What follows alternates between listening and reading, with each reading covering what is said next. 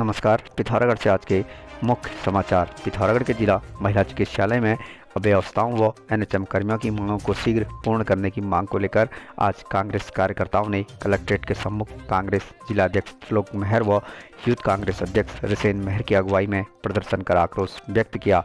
इस दौरान वक्ताओं ने महिला चिकित्सालय में निःशुल्क जांच बंद किए जाने व महिलाओं की उपेक्षा के आरोप भाजपा सरकार पर लगाए। उन्होंने शीघ्र व्यवस्थाओं में सुधार न होने की दिशा में उग्र आंदोलन की चेतावनी दी है। प्रदर्शन करने वालों में दर्जनों कांग्रेसी शामिल थे।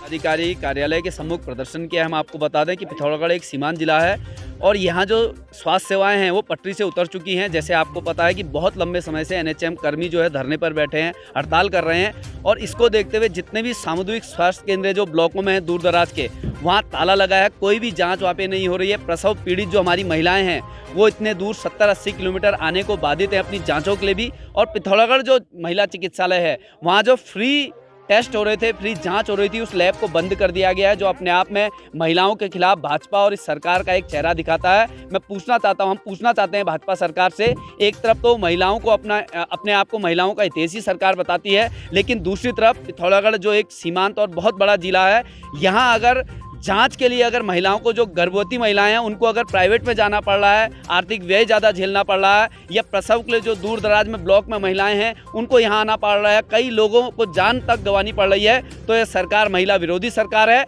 हम यहाँ पे चेतावनी देना चाहते हैं कि अगर सरकार ने जल्द से जल्द एनएचएम कर्मियों की मांग नहीं मानी और पिथौरागढ़ में जो फ्री जाँच हो रही थी गर्भवती महिलाओं की वो शुरू नहीं की, तो हम और उग्र रूपी आंदोलन करेंगे आने वाले समय में। पिथौरागढ़ के नगर पालिका सभागार में आज पालिका अध्यक्ष राजेंद्र रावत की अध्यक्षता व कार्यवाहक अधिशासी अधिकारी एनबी पांडे के संचालन में बोर्ड बैठक का आयोजन हुआ।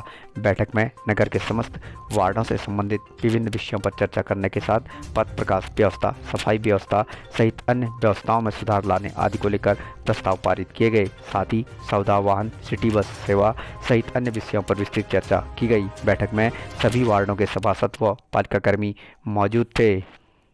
अभी विभिन्न मुद्दों में हमने यहाँ पर चर्चा की है।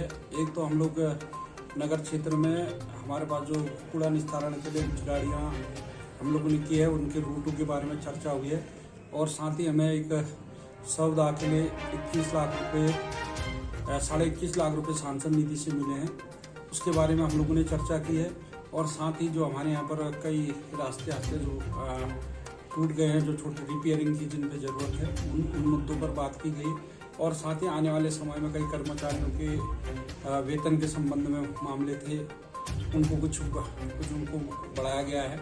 और साथ ही विशेष सफाई और लाइट के उसमें हम किस तरह से लाइट के व्यवस्था, पथ व्यवस्था, प्रकाश व्यवस्था ठीक करें, इसके संबंध में वार्ता हुई है।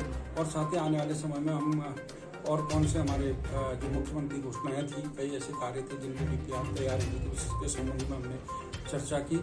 और साथ ही आने वाले समय में विकास की जो हम हर वार्ड में कार्य होने हैं, उनके बारे में संपूर्ण चर्चा भी इस बैठक के माध्यम से। तो आगे हमने एक वाहन की हम लोग सांसद जी के सामने किया था, तो उस समय हमने बहुत 2 साल पहले ये करा था, तो उसमें 21 लाख रुपये उस समय वाहनों के रेट जो थे उस हिसाब से उन्होंने हमें धरना मुक्त कराया। लेकिन अब वर्तमान में गाड़ियों के रेट बहुत बढ़ गए हैं, तो अभी हम इस पर चर्चा कर रहे हैं कि किस तरह से इसे किया जाए। सांसद जी से भी फिर अनुरोध कर रहे हैं कि बड़ी हुई धनराशि हमें उपलब्ध कराएं। बस चलाने के लेकर अभी हमने एक कमेटी बना रहे वार्ड मेंबरों की, उस पर तय करेंगे कि हम किस तरह से चला सकते हैं।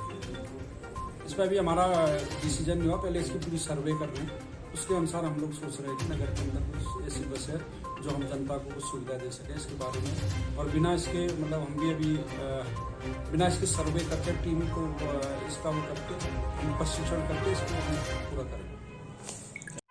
बीते 16 दिनों से 2 सूत्री मांग को लेकर आंदोलनरत एनएचएम कर्मियों का आंदोलन आज बुधवार को भी जारी रहा। इस दौरान कोई सुध न लिए जाने पर कर्मियों ने नारेबाजी करते हुए आक्रोश व्यक्त किया। अपनी मांगों को लेकर एनएचएम कर्मियों ने रामला मैदान टकाना में प्रदर्शन करने के उपरांत देहरादून को रवाना हुए। प्रदर्शन के दौरान कर्मियों ने बताया कि 2 सूत्री मांग को लेकर शीघ्र सकारात्मक कार्रवाई नहीं होने की दशा में स्वास्थ्य मंत्री का घेराव करने के साथ ही वे आंदोलन को और उग्र रूप देने को बाध्य होंगे। एनएचएम कर्मियों के कार्य बहिष्कार के चलते आपातकालीन सेवाओं सहित अन्य कई कार्य प्रभावित हो रहे हैं, जिससे लोगों को भी कई तरह की परेशानियों का सामना करना पड़ रहा है।